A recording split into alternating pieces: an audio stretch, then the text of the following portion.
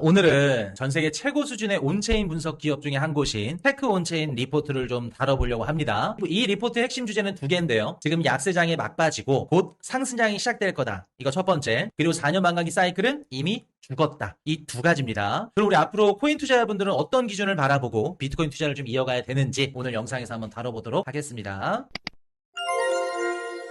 자, 여러분들 보시면은 지금 사진 보이죠? 여기가 CEO분이 어떤 분이냐면은 테크 온체인이라고 온체인 데이터 이제 분석하는 기업 중에 거의 탑 레벨. 그러니까 온체인 데이터 그쪽에서는 엄청 유명하신 분들이에요. 그래서 그쪽에서 이제 이번에 방안을 해가지고 이렇게 뭐 리포트를 쓴 것 같아요. 인터뷰 내용들도 나오고. 그래서 대표 그 CEO가 제임스라고 제임스 체크예요, 제임스 체크. 그래서 체크 온체인이야. 자기 이름 따가지고. 분이 어디서 있었냐면, 여러분 글래스 노트라고 아시죠? 글래스 노트라고 여러분들 뭐 X나 뭐 텔레그램 하시는 분들은 비트코인 뭐 온체인 분석 그 이미지에 항상 그 하단에 밑에 글래스 노드라고 그 붙은 거 보셨을 거야. 그러니까 거의 전 세계에서 가장 커요. 글래스 노드 온체인 그 기업이. 근데 거기에서 글래스 노드 분석팀을 이끈 수석 애널리스트예요. 이분이 따로 나와서 차린 겁니다. 체크 온체인을. 그래서 24년도에 독립해가지고 체크 온체인을 창립해서 지금 이렇게 인터뷰를 한 겁니다. 그래서 이번에 인터뷰를 하면서 이제 어떤 내용들을 얘기를 했는지 그거를 좀 말씀을 드릴 건데 온체인 데이터가 뭔지 좀 모르시는 분들이 있을까봐 좀 다시 한번 말씀을 드리면 비트코인을 실제로 얼마에 샀는지 그리고 고래들이 막 지갑이 왔다 갔다 어떻게 이동하는지 예를 들어서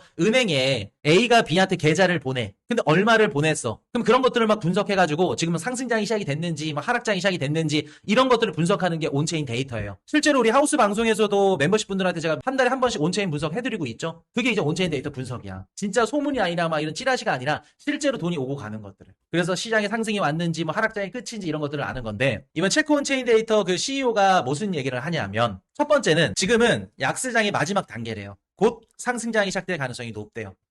이제 하락장이 막바지라는 거지. 이거 얘기하고 나서 진짜 지난주에 20% 가까이가 올랐더라고. 곧 상승장이 시작될 수 있다. 뭐 맞췄다는 건 아니고, 신통하다는 것도 아니고. 그리고 두 번째는 4년 반감기 사이클은 이미 죽었다. 끝났다는 얘기는 들어봤어도 죽었다는 처음 듣죠. 죽었다. 이거는 저랑 같은 결론이에요. 같은 생각이에요. 이거 얘기해드릴게요. 이제 4년 주기서는 안 통한다 이런 얘기를 하더라고. 그럼 첫 번째부터 봅시다. 왜 지금 약세장의 마지막 단계인지 곧 상승장인지.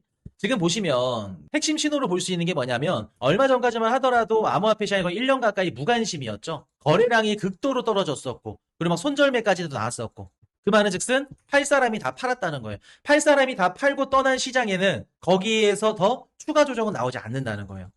그래서 보통 두려움에서 좌절감, 팔고 다 떠난다, 관심이 없다. 그 전환되는 건 보통 약세장 말기의 전형적인 특징이래. 근데 그 전형적인 특징이 최근까지 있었다는 거죠. 그 가격적인 고통, 시간적인 고통 이 두 가지도 영향을 줬고 작년 10월부터 지금 고점을 찍고 계속 떨어지고 있죠. 가격, 시간 둘 다. 그리고 약세가 막 계속 길어지니까 피로감이 엄청 났던 거죠.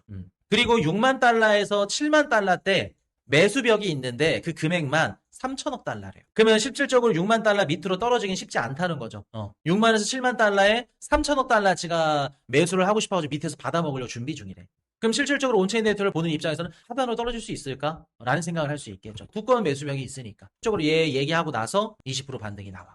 그래서 지금이 밑바닥일 가능성이 높고 곧 상승장이 시작이 된다. 자, 그럼 두 번째 4년 반감기 사이클 얘기해 봅시다. 체크 온체인 대표가 뭐라고 얘기를 하냐면 4년 반감기 사이클이 여러분들 아시죠? 4년마다 채굴 보상이 반토막이 나면서 공급량이 절반으로 줄어. 그래서 실질적으로 4년 사이클 기준으로 비트코인 가격이 올랐다 떨어져. 올랐다 떨어져. 올랐다 떨어져.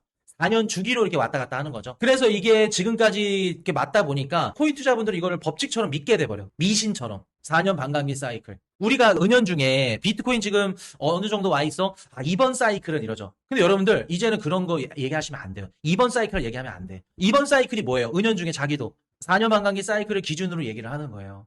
근데 체크 온체인 대표는 뭐라 하냐면 4년 반감기 사이클이 이제 깨졌대요. 제가 갖고 있는 뷰랑 똑같아가지고 깜짝 놀랐어. 리포트 보고. 4년 반감기 사이클이 통하던 시대에는 어떤 때냐면 공급량이 가격을 정하던 시대예요. 야, 두 개를 캐다 한 개로 줄었네? 그럼 가격이 올라가야죠. 유통되는 물량이 줄어드는 거니까. 근데 여러분들 봅시다. 지금은 하루에 비트코인을 채굴하는 게 450개거든요. 근데 상승장에서 장기 보유자들이 대파는 물량이 하루에서 10,000개에서 40,000개야. 아무리 채굴자들이 매수하고 던지고 자식해도 암호화폐 시장에 크게 영향을 못 준다는 거예요. 비트코인 시장에. 비트코인 현물 ETF가 왔다 갔다 하는 금액만 하루에 10,000개에서 40,000개예요. 10%도 안 된다는 거죠. 1% 가까이가 채굴된다는 거죠. 의미가 없다는 거죠. 공급을 절반으로 줄인데 400개 캐나 200개 캐나 가격에 영향을 줄 수 있어요? 현물 ETF ETF에서 하루에 4만 개, 5만 개씩 왔다 갔다 하는데 안 된다는 거죠. 24년도 1월 11일 날 현물 ETF 승인되고 나서 이미 게임 체인저가 바뀌었다는 거죠. 반감기보다 더 비트코인 가격에 영향을 많이 주는 주체가 ETF가 돼버렸죠. 월가 기간. 그리고 지금 봤을 때 이전 하락장처럼 뭐 70% 폭락, 80% 폭락 그 정도 수준의 폭락이 나와야 되는데 없잖아요. 아예 모양이 바뀌었다는 거지. 그리고 덩치가 너무 커졌어요. 수조 달러의 자산으로 이제 변화가 됐기 때문에 반감기의 힘은 약화됐다. 이제는 예전처럼 돌아가는 게 아니라 이제는 매크로 환경, 거시경제, 유동성 환경 얘네들에 이제 의해서 움직인다. 그렇기 때문에 지금 이게 4년 반감기 사이클 그대로 간다? 라고 보기에는 어렵다. 그리고 한 가지 더 말씀 들어볼까? 이건 제 개인적인 견해입니다. 이미 채굴 반감기가 일어나고 난 뒤에 거의 최소 1년 이후에 정고점을 넘어요, 비트코인이. 그러니까 지난 상승장에서 정고점이 뭐 6만 달러였으면은 6만 달러를 넘는 시점이 반감기가 있고 난 이후에 1년 뒤부터 되더래. 1년에서 1년 6개월 정도. 근데 24년도 3월 달에 이미 21년도 상승장 최고점 기록을 넘었어요. 반감기가 시작도 되기 전에. 그럼 반감기로 인해서 가격이 올라간 게 아니라 정고점을 깬 게 아니라 무슨 트리거가 돼서잖아요. 1월 달에 현물 ETF가 승인이 됐고 3월 달에 정고점을 넘었다. 이미 24년도부터 깨졌다니까요. 근데 비트코인 가격이 이상하리만큼 4년 주기 사이클로 가니까 여러분들이 지금까지 이번 시즌, 이번 사이클, 4년 반감기 계속 거기에 둘레에서 이제 못 벗어나는 거죠. 근데 여러분들 이해가 돼. 왜 그러냐면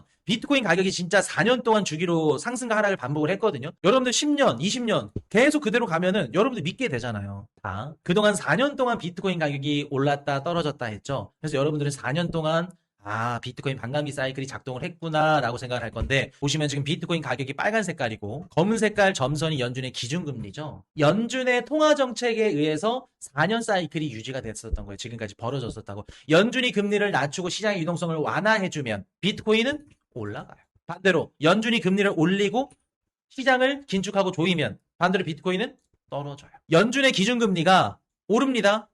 근데 비트코인 가격이 살짝 떨어졌다가 오르죠. 쿠슈님, 연준이 기준금리를 들어 올리면 비트코인 가격도 빠진다며. 얘네는 안 맞네요. 네, 볼게요. 연준의 기준금리가 지금 제로금리에서 이미 돈이 많이 풀린 상태에서 제로금리에서 액에 많이 올라가봤자 1%야. 밑바닥에서 1%야. 그럼에도 불구하고 유동성이 많으니까 비트코인 가격은 올라요. 이해되셨나요? 연준이 금리를 올렸음에도 불구하고 비트코인 가격은 올라갔어. 근데 전제 조건이 붙죠?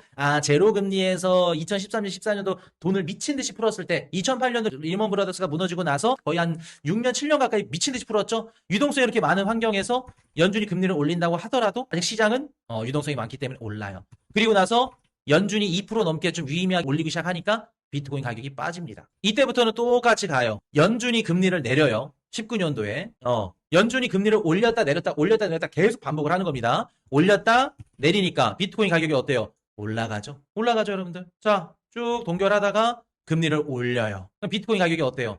내려가네요. 내려가요. 자, 그러다가 연준이 금리를 내리니까 비트코인 가격이 올라가네요. 보이세요, 여러분들? 그럼 우리가 어떤 걸 알 수 있죠? 비트코인은 4년 반감기 사이클이 아니라 연준의 통화정책, 금리 정책, 유동성이 시장에 풀렸다 안 풀렸다 하는 거에 따라서 비트코인 가격이 움직였을 가능성이 높겠구나. 4년 반감기 사이클이 아니라 연준의 통화정책 사이클에 의해서 움직였다. 실제로 비트코인 가격이 시즌 종료다, 끝났다 했을 때마다 뭐가 있었냐면 13년도에 테이퍼링이 있었어요.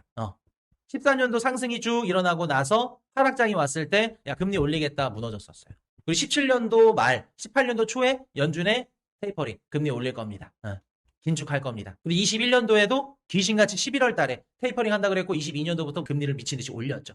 그럼 여러분들이 앞으로 4년 반감기 사이클을 안 보고 그러면 우리가 비트코인 분석을 어떻게 해? 프랙탈도 봐야 되고 뭐 사이클도 봐야 되는데 뭐를 보고 해? 혼란스러울 거예요. 근데 여러분들 제가 말씀드렸잖아요. 알려드렸잖아요. 연준의 통화정책 보면 되는 거예요. 더 정확한 건 유동성 보면 되는 거예요. 유동성이 풀리는지 안 풀리는지.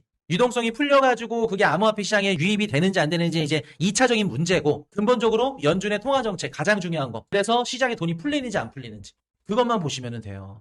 여러분 지난주에 비트코인 가격이 왜 올랐죠? 베센트 재무장관이 시장에 유동성을 공급해 줄 수 있는 어떤 재무부 푸시 나왔죠. 국채 바이백 2배로 하겠다. 그 지지난주에 일주일 전에 엔화 매입했죠. 그리고 또 이번 주말에 1조 달러 TJ 통장에 있는 돈 갖고 국채 살 수도 있다. 돈 풀겠다 얘기하잖아요. 그러면 유동성에 가장 민감한 게 비트코인이고 그 유동성을 풀어 제끼는 게 연준의 통화정책이라고. 앞으로 비트코인을 분석할 때 가장 중요하게 근본적으로 메인으로 보셔야 될 건 뭐냐면 연준의 통화정책이라는 거예요. 그리고 현물 ETF가 24년도 1월 10일 날 승인되고 나서 더더욱 연준의 통화정책이 더 상관관계가 높아졌죠. 월가의 기관들이 어떻게 해요? 포지션을 정해야 되는데 비트코인을 사. 근데 비트코인을 언제 사? 지금은 유동성이 많을 때, 여유 있을 때. 그럼 이미 지금 비트코인이라는 자산은 연준의 통화 정책에 너무나도 깊은 연관관계를 보인다. 그래서 우리는 앞으로 뭐 이번 사이클, 이번 시즌 이런 거 없어요. 머릿속에서 이제 기준점을 아예 지워버려야 돼요. 통화 정책, 연준. 그래서 올해 하반기, 그리고 내년 연준의 통화 정책 이렇게 봐야 됩니다.